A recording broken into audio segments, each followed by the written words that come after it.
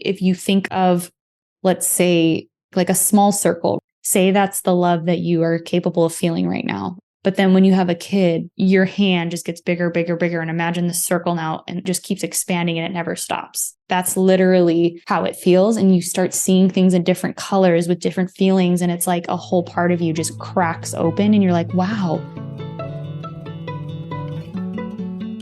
My name is Francesca Phillips, and you're listening to the Good Space Podcast, a show where we help you find peace and power in work, relationships, and intuition.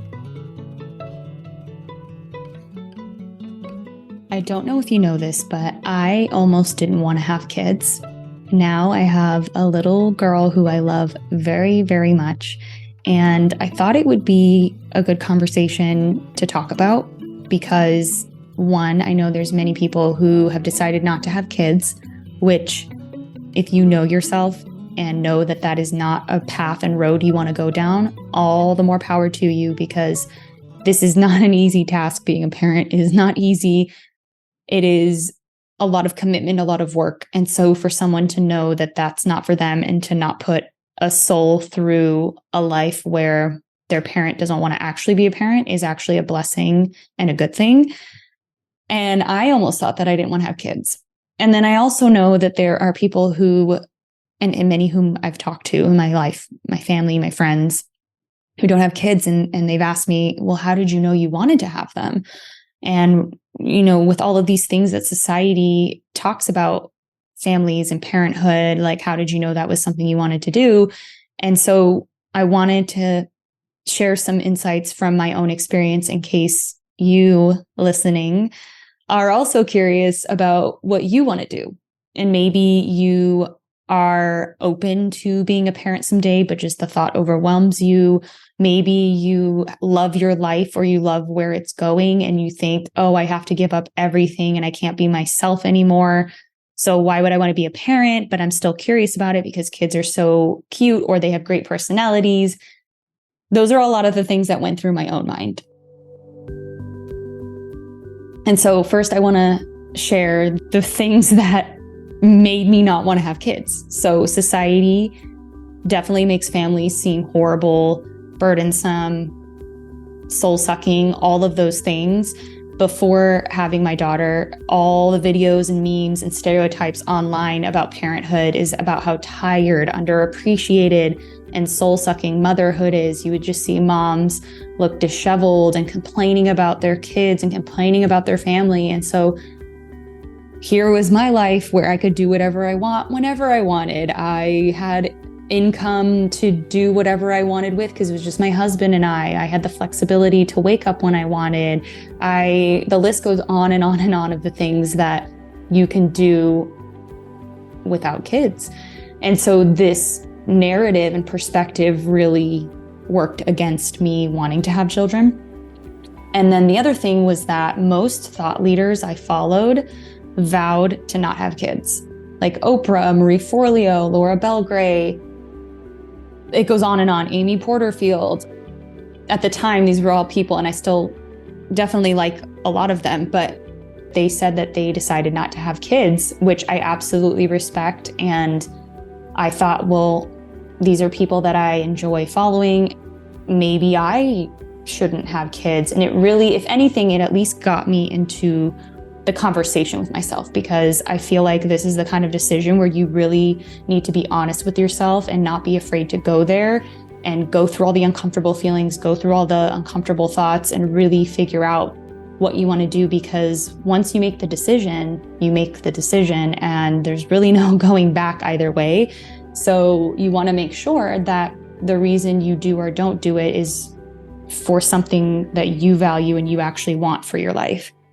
And so another thing that almost made me not want to have kids is society, at least in America, is not built to support families. Children are forced to be quiet, to behave, quotation marks, and they're not allowed to be any kind of inconvenience to anyone. People glare at you at restaurants or on planes or transit or wherever. People are very unwelcoming and look down upon parents and families. Our society doesn't give children the space to learn and grow into the humans that we wish people were. And that's the thing that's so funny about it is So many people out there talk about, oh, we need more kindness. We need more, regulated humans. But yet the children that will be the next generation, we don't even give them the space to exist and to learn and to grow in our society. We just tell them to be invisible and hush and like go away. And then one day just expect them to be adults. And that just is not cool. And even before then, granted, I will say, like, I used to be like, oh, that kid's screaming, that's annoying. Like, obviously. And imagine for the parent, right? It's even worse for the parent having to navigate their child being disruptive in public, the judgment, the exhaustion, all of the things. So obviously I learned that after I became a parent. Wow, this is much harder for the parent than it would be for me walking by, seeing a child screaming, or even one crying in a plane or something like that. So they're not welcomed or wanted to be seen. This was the part that was the hardest for me. This idea that you're irrelevant if you become a parent. Society forgets you and doesn't see you as valuable or attractive anymore. And society does back this up. They shame parents. They think breastfeeding in public is disgusting. Again, America, and make it near impossible for people to get childcare. Parents have to get second jobs just to pay for childcare. And I did live in Europe for almost 4 years, and seeing the complete opposite mindset than what the US does, it was really life-changing for me. And granted, you don't have to live in Europe to see these things, and I'll get to that. But it was interesting to see two sides of the coin. And granted, even in Europe, kids can be annoying if they're loud. Like, you can't just do that anywhere, but they definitely have a more wholesome and whole perspective on the person and the family. And they tend to value a family's place in society. So it's very different. That was the biggest thing that I was afraid of, is I've seen so many women at different jobs and different careers. When they have a kid, it's almost like, okay, you just go to your parent friends and now you're no longer part of this momentum and things that are being built in the world. And so that's what I saw. And then another thing was, I thought my dreams would die. I thought who I was would die, because I've seen examples of where people get so lost in this role of parenthood. Not a bad thing, but I cherished so much my craft, my art, my creativity, and all the things that I had been building, the Good Space, my copywriting business. Just the act of being creative felt like, oh, okay, so if I do this ultimate act of creation, does that mean all these other things die? And maybe you're laughing as you're listening to this, or maybe you're like, yeah, I feel the same way. So that's why it was really hard for me to understand if I wanted this or not. So this is how I decided that, yes, I wanted to have kids. One was, I asked myself, would I regret it later on if I didn't? And the answer was yes. Even though in the moment that I asked it, I was hoping that I would say no, because let's be real, like, it's so much effort and a lot of work to make something happen in your life that kind of disrupts it. And so I'm like, well, I can just keep doing what I'm doing. But I felt deep inside that I would regret it. And so that's actually a question that I've asked myself through many big life changes. When I felt scared and that fear and anxiety overshadowed what I really wanted, I would ask, would I regret it? And if the answer is yes, I'm like, okay, then that's the answer, and we're gonna do this. So that was one. And then two, someone recommended to me to start looking at the social media accounts of people who are parents, but still doing their businesses, their creativity. They felt like I just had surrounded myself unknowingly with only one perspective, and they encouraged me to start looking at other perspectives. Just take a peek and get a taste of what it might be like to be a parent and also still a business owner and also still a creative, and see what you think. And so I did. I followed other people, and it wasn't all about the woman being disheveled and not taking a shower for a week and like all of these things. These were women that, yeah, there was a lot to juggle and they were very stretched thin, but they were making things happen, and they actually were more organized. They had a better sense of who they were and what they wanted to do. And so that was really encouraging to see.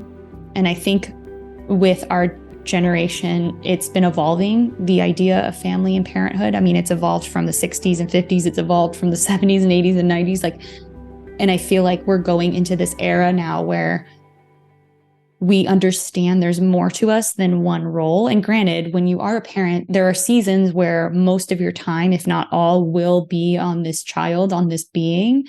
And we'll get to this part as well. But there's so much reward from it as well. And I feel like that also wasn't talked about a lot in society, is also the reward being amplified 10 times more than the effort put into it. And granted, you don't actually understand that until you're in it, which is the unfortunate part, because I feel like I've heard some variations of it where people are like, oh, you don't remember this stuff because, you love your kids so much. And I'm like, okay, whatever. Like, that just sounds like you're in denial, or you have nothing else going on in your life, which I know is so mean, but that was me as a young kid. But now I get it, because the work of developing and guiding and taking care of a soul who has no traumas, no negativity, no biases, no opinion of how the world is around them, they literally are pure presence. And they're the purest form of a spirit that you will ever meet until we die again and go to heaven. So it really, on a spiritual level, would be a really cool experience. And that was the next reason that I decided to have kids, is someone on the podcast who I interviewed actually after we had stopped recording, or I think we stopped recording. I don't think it's in the interview. But she told me that if anything, the experience of being a mother is a spiritual one. And she said, knowing you and how you view the world and how you experience the world, you will love the spiritual experience of it. And so that really clicked for me too, because I definitely orient myself in a spiritual perspective and expansion and growth. And that really resonated with me. I really felt in my soul and my bones that she was right and that it would be a really cool experience. When I got those two answers or insights, it just felt right. Even after questioning societal expectations, even after imagining everything I would quote unquote lose, it felt right. And again, it goes back to the regret. Would I regret it? Yes. Do I want the challenge of this spiritual experience? Yes. So we decided to move ahead with having kids.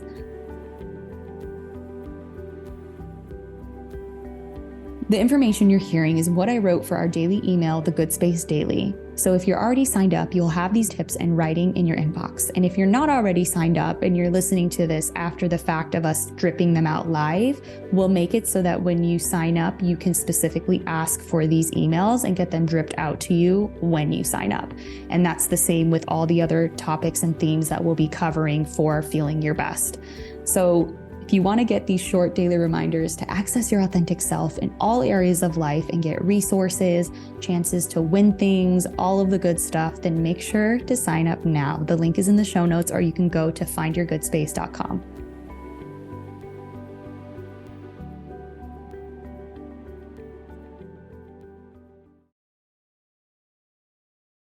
The loudest voices are often the negative ones. The ones that you hear on social media, that you hear in the world, usually the most negative voices are the loudest ones. And so that tends to drown out other perspectives or experiences. And so there is a lot that has surprised me about motherhood and even about my own ability to have a child that I feel like society just doesn't say.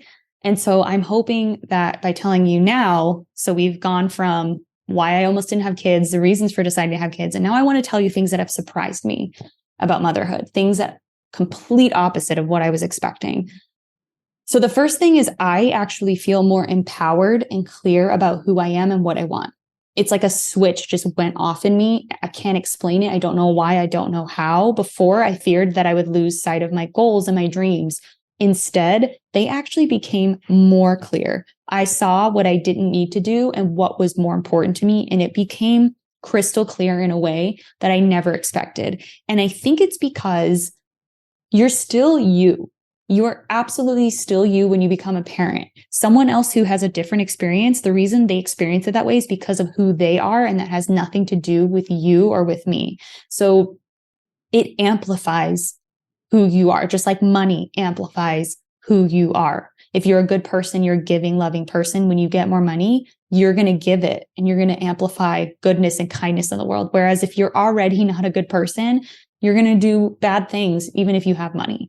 So I feel like it's similar, that I had already been on a track of having goals, feeling fulfilled by what I was reading and doing, and it only solidified and amplified it. And if anything, it solved a lot of the problems that I had before, because before I didn't know how to discern what was important versus urgent because I had so much time on my hands. I didn't know what was worth my time or not. And all of a sudden, boom, I knew, because I had no choice, essentially. Hopefully you don't need to have a kid to do that, but that is a perk. If you're looking to have clarity about who you are and what you want to do, this is a great experience for that. And the beautiful thing I didn't realize too is that when you give birth to a baby, you essentially give birth to a new you. And again, I don't know how to explain it other than that. But I remember when I was meditating before labor and then actually in the process of labor, I realized my body has its own intelligence and it's working to make this baby come out now. And so I need to cheer it on. I need to root it on. I need to be present with it, to let it do its thing. And I remember distinctly when she was coming out, I felt that my spirit was also having its own birth. And it was just the most amazing experience ever. And we're talking about someone who was like, give me the epidural. Don't talk to me about like woo-woo granola stuff. Like, it's fine if people want to have unmedicated births. It's fine if you want to only breastfeed, but I was totally open to formula if it was needed. I was absolutely unequivocal about having an epidural. And it's like, I don't judge any parent for wanting anything different. And I don't care if you judge me for what I want, but that's what I wanted. And so even with that very like medicine, modern mindset, I felt this incredible spiritual experience. And granted, you can have both. That's another thing too, is like you can want the epidural and still have a spiritual experience and prepare yourself spiritually for this. It's not one or the other. And I would never want anyone to force you to do something that they think is best for everyone, because not everyone knows your perspective. Not everyone knows what is actually good for you. And the piece of advice I give new moms is you do what helps you stay present with the experience. If that's unmedicated, do it. If that's with the epidural, which for me, that's how I was going to stay present, do it. Like, don't feel guilty for what you want to do. And I think that mindset as well of being very like boundaries with people and what I wanted helped a lot as well. And that helped with feeling empowered and clear about what I want, because you have to start thinking about it when you're pregnant. You have 9 months to think about it. And so it kind of like ramps you up to that. So again, I valued my time more and I'm more picky about what I spend it on. Before I was scared to say no or commit, and not anymore. Another thing that surprised me about motherhood was how resilient and strong I am. I, in the hospital, thought I was going to die when I was induced because my brain had not experienced this before. And so it had nothing to reference. It had nothing to go on. So it was just like, great, you're going to die. Like, we're dead. This is not happening. And so between the team, the care team at the hospital, family and friends cheering me on, the meditations that I've been preparing, I couldn't believe how much better the experience was than my mind made it up to be. It was like this distinct lesson that popped in my head. Like, after it was all said and done, yeah, it's painful. Yeah, it's hard. But I was like, wow, my mind made this whole experience up worse than it actually was. And then I started thinking, well, what else in my life does my mind think is way worse than it is? And so it kind of just lifted the veil of fear for me. And now I'm actually more willing and just like ready to go try new things. I still feel fear, but I find myself being more brave now. So another thing that surprised me, my empathy has grown 10 times. Now, when I meet a new mother or I see a new mother struggling, my heart just literally explodes. And I just want to do everything I can for her because I understand somewhat what she's going through. Just to put a little note in there, no mother's experience is the same. And if you plan on having kids, I would be very selective about information you consume. I purposely did not want to hear people's birth stories. I purposely did not want to get advice from people. Only if I asked, like if I asked people for advice, that's fine. But I just didn't want the bombardment of unwanted information because everyone's experience is so, so different. Each person I did talk to, there was only one little part of their story that was part of mine. And then one part of someone else's story that was part of mine, but not one person had the same little parts to their whole story. And so I honored my experience, and I also felt more empathy and honor to someone else's experience. And I don't assume to know what they've gone through other than like, it's hard.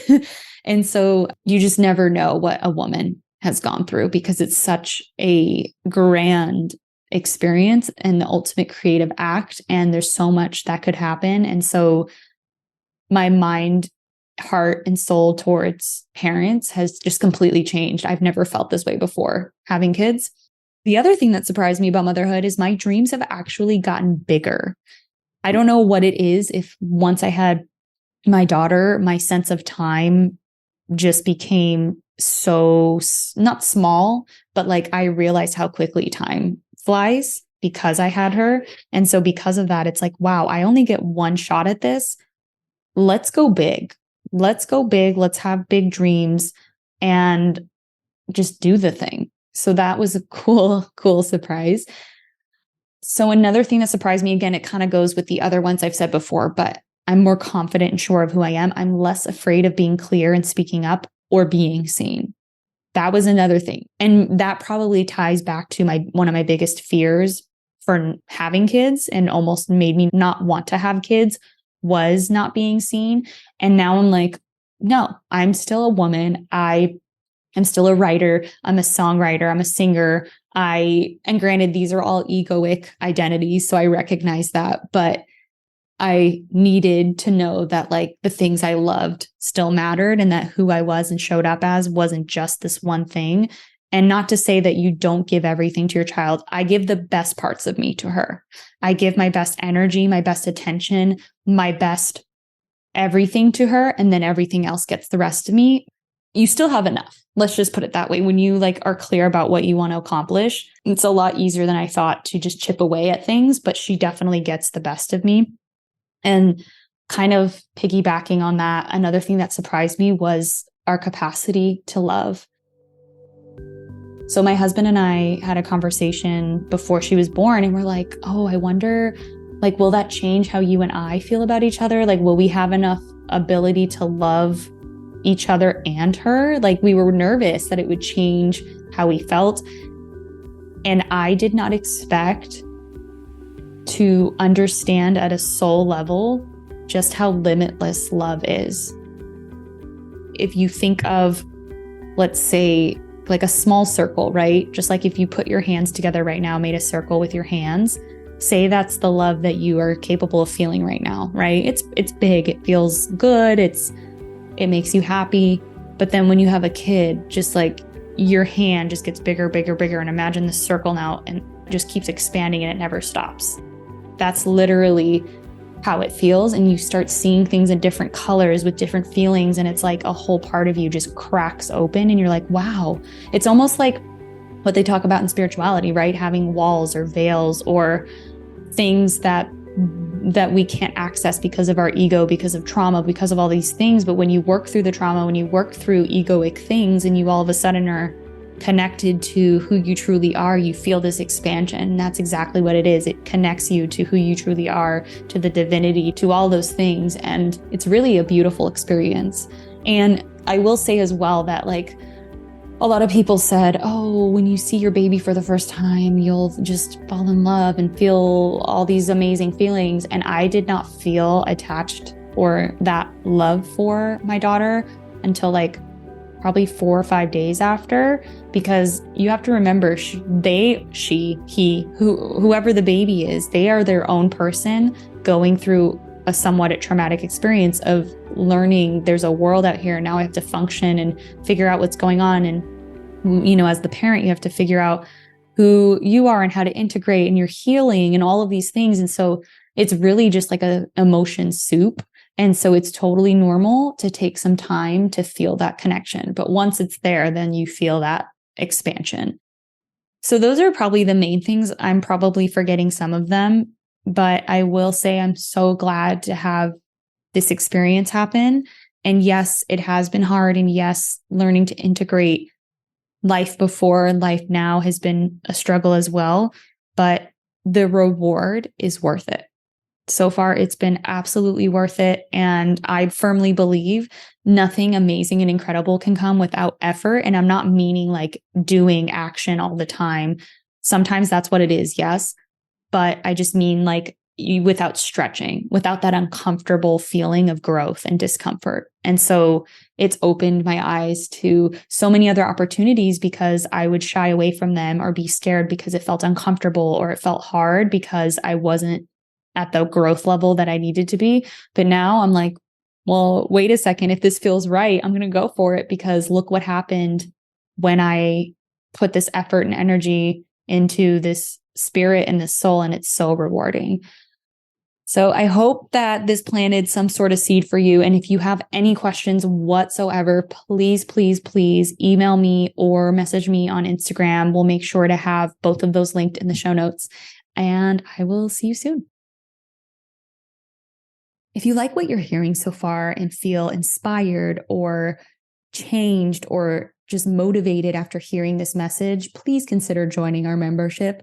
We work so hard to dissect information and make it simple and digestible for you so you can go out in the world and be a light, connect to your authentic self. And we really want to continue being that landing place for you. So if you're considering even one message or brand to support, we hope that you'll consider ours. And if you want a link for that, it is in the show notes.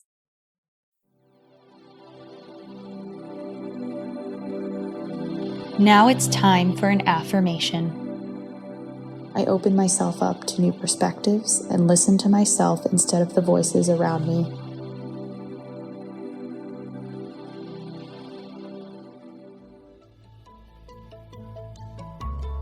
If you found today's tips inspiring or thought-provoking, share it right now on social media and make sure to tag me at Francesca A. Phillips or at Find Your Good Space, and also weigh in the comment section at findyourgoodspace.com. You can find links in the show notes. And if you have a spiritual or mindfulness problem that you want me to unpack on an upcoming The Good Space episode or an awesome manifesting story you want to share, give my podcast phone line a ring right now at 917-719-0867. Also, don't forget to download my free morning routine guide. It's what helped me reduce my anxiety, increase productivity, and so much more. The link to everything I mentioned is in the show notes. See you soon.